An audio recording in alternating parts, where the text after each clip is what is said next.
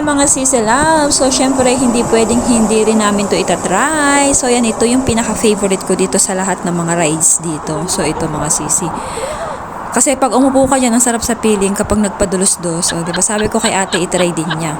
So, ayan mga sisi love, first try namin to. So, ako'y tawang-tawa mga sisi. Kasi hindi siya makaupo, hindi niya abot. Maikli kasi yung kanyang binte. Ako'y tawa ng tawa niya mga sisi love. Tapos ang laki pa ng puwit at balakang. Hindi siya talaga makaupo mga sisi oh. Ang lit kasi ng binti niya. Ayan, ako'y tawang-tawa niya mga sisi. O diba? Ay ako'y ready na. Hindi talaga siya makaupo. So ang ginawa ko nga ay bumaba ako at tutulungan ko na. At ako na ang nahihirapan sa kanya. So ayan mga sisi love, tinulungan ko nga siya dyan is yung inuupuan is ibinababa ko. Oh, hindi na naman. Ayan, second try ulit.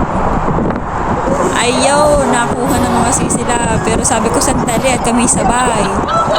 Eh, kaso hindi naman niya abot yung baba mga sisi kaya hindi niya rin mapigilan. So hinayaan ko na, binitawan ko na siya mga sisi love. Hinayaan ko na siyang mauna.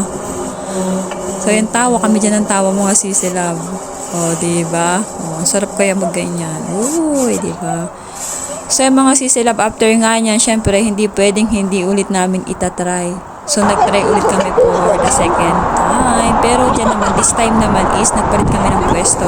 Kasi dun sa una ko is mas mababa yung upuan. Mas mataas kasi yung sa una niya. So kaya nagpalit kami. Sabi ko doon siya sa kabila. Para mas abot niya. So ay mga sisi love, pag akyat nga hindi na makaakyat. Sabi ko, di tinulungan ko ng matanda. Char lang, bata pa yan. So ay mga sisi love.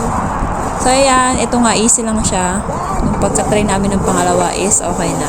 Nagkasundo na kami. O diba mga sisi love. So yun lang. Thank you for watching. Don't forget to like, comment, and share. Thank you.